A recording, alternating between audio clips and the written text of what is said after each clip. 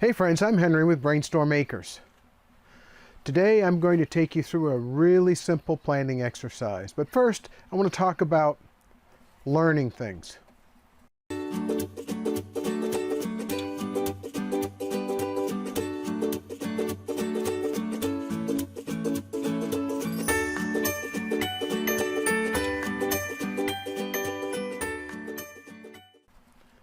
When I was a kid, my next door neighbor, let's call him George for the sake of a name, was a really interesting fellow. As a young man, he decided he wanted to make his fortune by hunting truffles. Now, he lived in Maine around pine forests. So he decided, I'm going to go get a pig. And he bought a large pig. Not quite grown all the way, but big enough. Now, how do you train a pig to find truffles? Well, George was a pretty smart guy, so he said, I'm going to get some truffles. Now, truffles are pretty expensive when you buy them fresh. So he bought fresh truffles and he started feeding that pig those truffles. The pig loved truffles. It just adored them. It would do anything for those truffles. So George hid them in some leaf mold. He hid them behind things. He even buried them a little bit underground to kind of create the kind of thing that he imagined that truffles would grow in. And then he took that pig out into the woods, the pine woods. Well, he didn't find any truffles the first day, so he decided, well, I'll have to give that pig more of a chance. So he took the pig out another day. In the meantime, he fed some more truffles to that pig. And the second day, he didn't find any truffles either. Or the third day, or the fourth day, or the fifth day. George tried doing this for weeks. Every time he did it, he spent a little more money feeding that pig another truffle. Well, what George didn't realize was that truffles don't grow in pine forests. They grow really well in the Pacific Northwest around oak trees and chestnut trees and deciduous trees like that. Well, what's the point of that story?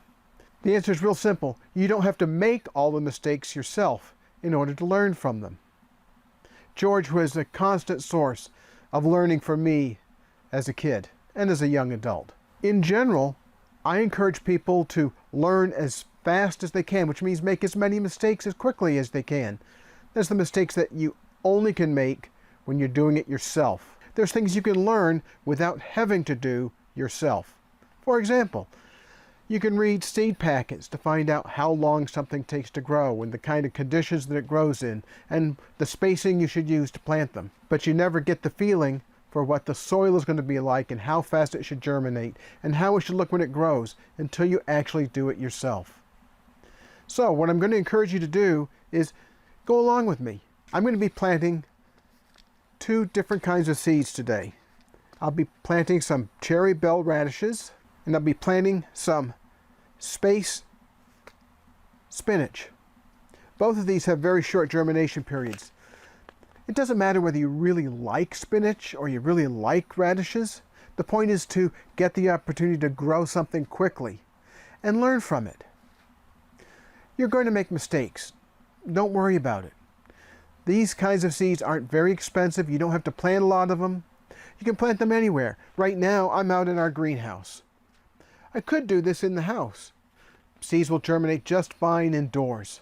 When Irene and I talked about me doing this experiment and showing you how I do it, it's not necessarily the way that Irene would do it, but it's the way I'm going to do it. She said the thing that I was originally going to plant these seeds in was not a good idea. And her point was a really good one. Irene said, don't plant in that original container. Originally, I was going to plant these radish and spinach seeds in this kind of a tray.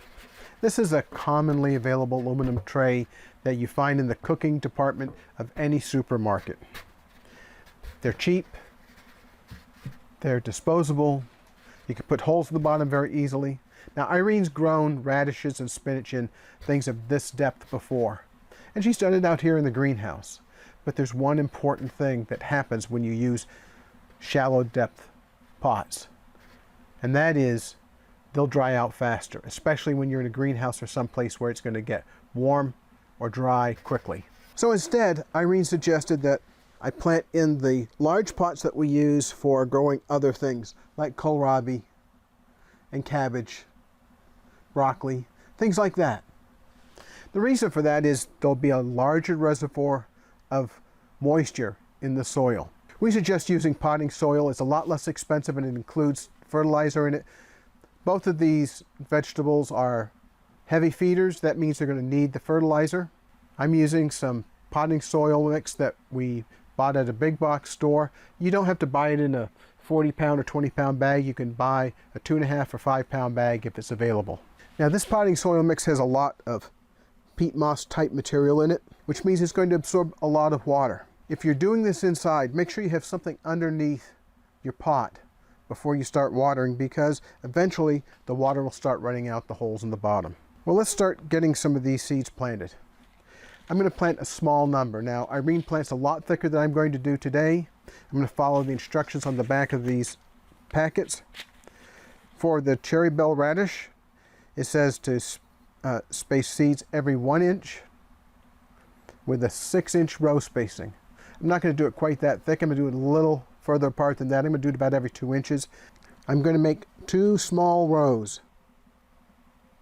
just to mark it out so I know where I'm going to be planting. I'm going to have a large space in between. That's because I'm planting in a larger pot.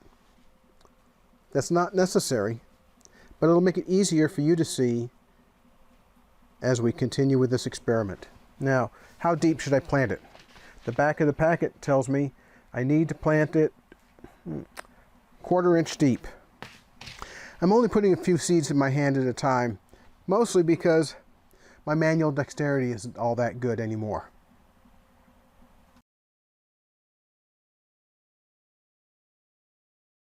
Now I'm going to do spinach. For this spinach, says sow seeds at the space of 10 seeds per foot, so a little more than 1 inch apart. I'm going to go ahead and plant these a little thicker than the radish, and you want them to be a 1/2 inch deep. And you can't see him, but Jack is over here in his usual spot, laying in the sun, enjoying himself. Irene's over behind the camera, so he's happy.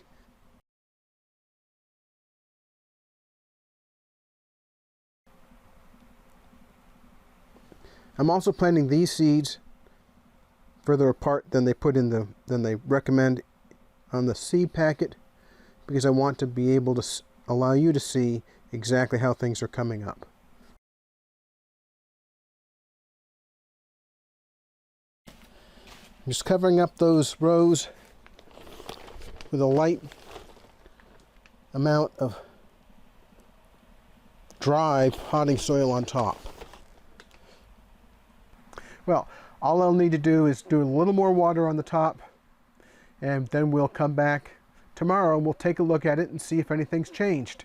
If we were in a greenhouse, let's say in Missouri or Georgia or Alabama, I'd water this until the water poured down to the bottom. Well, I hope this helps you a little bit getting started if you haven't been gardening before. It's really not hard. You don't need a big pot like this. You could use a 4-inch pot, just don't put as many seeds in it.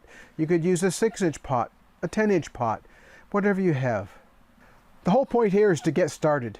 Try growing something. It isn't really hard. It might be a little scary to start if you've never done it at all before, but try it. It's pretty easy. I've chosen 2 crops here, radishes and spinach, because they're short durations. Why? I want you to be able to fail, if you fail, multiple times in one growing season. The more times you get a chance to start seeds and see it through to its final conclusion, that is when you can harvest the crop, the better off you're going to be. The more times you get a chance to do that, the more used you're going to be to doing that entire process. Well, thanks for watching. Don't forget to like, subscribe, and hit the bell for notifications, because we're going to be following this for another 30 days or so.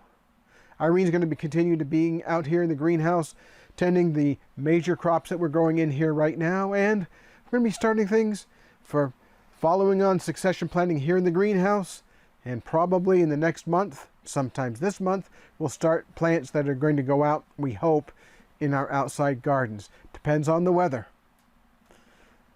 Thanks for watching. We'll talk with you later. Bye.